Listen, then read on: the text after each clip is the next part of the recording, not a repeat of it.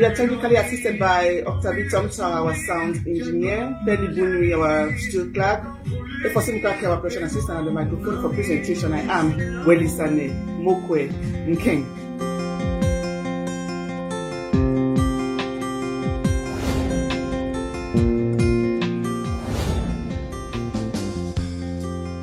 I was born in BBH, Kumbo, yes. So that's my father's first posting as a magistrate. So I was born there, and when I tell people this, they are really surprised, like, what's a girl from the Southwest, the heart of Southwest, doing in Kumbo? I wish I could say that I spoke Lamso, but I know I don't. But I know there is Beriwo Tata and Irani. I don't know that Irania, yes. And so, what I really learned, from the Northwest is the fighting spirit. People from the Northwest are very hardworking, and they have that fighting spirit in them. And I think that has impacted a lot in me, because when I moved over to the Southwest region, to the Central region, I found myself, very, outgoing, very hardworking. So I think that I picked that up from the Northwest region, that fighting and hardworking spirit, especially from the Saw people.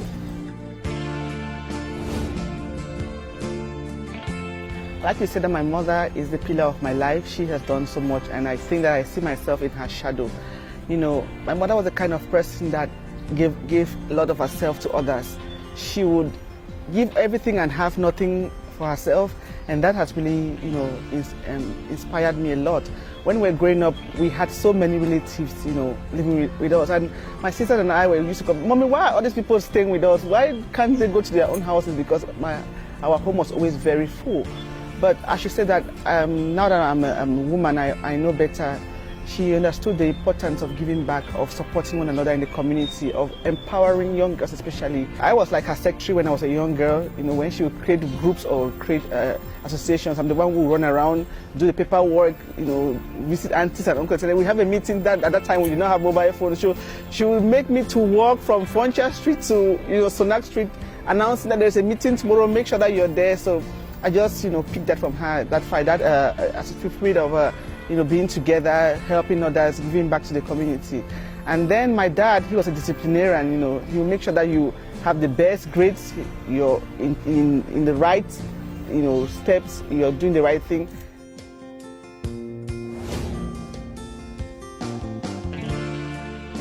Growing up, I realized that women and girls go through a lot in the society. And so my question was, how can I make it better for one girl or for two girls or one woman? That's how I began to, work with my mother first and then on my own. So we try to work with girls in the areas of their sexual and reproductive health and rights, education and awareness, and also in the area specifically of menstrual hygiene, which is a challenge to girls, especially in the rural communities. So we supply girls with reusable pads, and we also give them information about their menstrual hygiene. Also, we assist girls in education. Education, which is a fundamental right, is still something in Cameroon that still needs a lot of attention.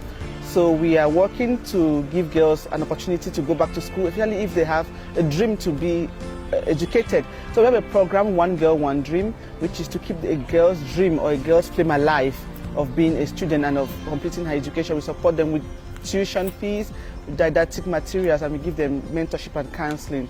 Also, we are looking to network with many women. In fact, I have so many associations and organizations I've contacted, to keep that network together, because we realize that there is this cliche of women not supporting one another or not being there for one another. So we want to form a network of association of women and to see how we can support each other, to give back to each other, and to form a coalition to make life better for girls and women. And then we are also working on the part of socioeconomic empowerment, because a woman cannot say she's empowered without her own source of livelihood. So we are giving small grants to women who want to even fry puff-puff, or who want to start something small, a table business. We give them that opportunity to have their own source of livelihood. So basically that's what we do in terms of my foundation. Then for my work as a communicator and a journalist, I am interested in health issues, because I believe that we cannot talk about empowerment without really having a sound body and sound mind.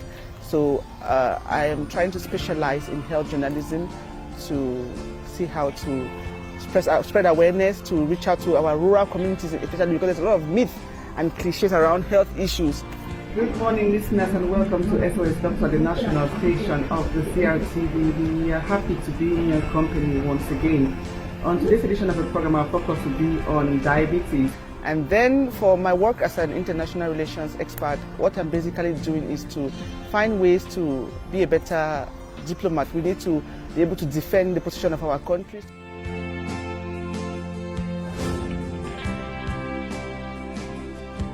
First of all, it's not easy to multitask. It's true that women are born multitaskers, but sometimes you find yourself trying to sacrifice one part of your job for the other. And the other challenge is, in a way, you agree with me that we have a chauvinist community where men, are always wanting to be in the front, even when they have nothing in their heads. So the challenge is there, trying to prove yourself. People will judge you first by your gender before what you can do, and you have to prove that you can be able to do this. And also there's a challenge, of people thinking that you're doing too much. They're like, how can you be doing so much? What about your kids? What about your husband? So there is that challenge of people wanting to put you in their own box, in their own context, in their own brains, and try to, make you to be small. But I try to overcome that by saying that I can do all things through Christ who strengthens me.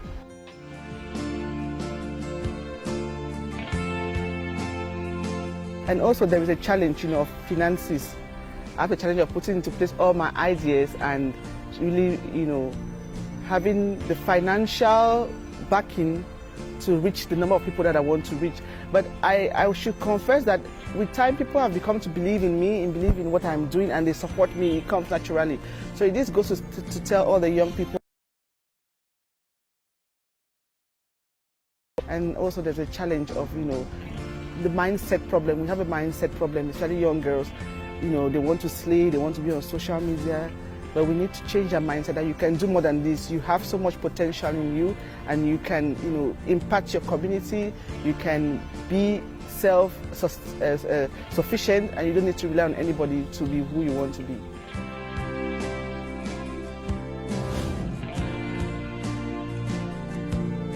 I'm very humbled because, many other people are out there doing other great things, but for me to be in the limelight, in the spotlight, is something that I'm very grateful to the organizers, to my supporters, and to everyone who has given me a push to be a better person. So I should say that I'm thankful to them. I'm thankful to God, most especially because I'm not special. I'm just lucky and blessed. And I believe that when you're doing something and doing it with all of your heart, with passion, and expecting nothing in return, awards are going to come naturally to you. In 5 years from now, I'm hoping that I should have been able to touch the lives of so many more girls and women, and I should have been able to have an impact in the international milieu. It is true that it's not going to be easy, with globalization. There's a lot of competition out there, but I really want to, get out of the national level and start to have a say in the international platform.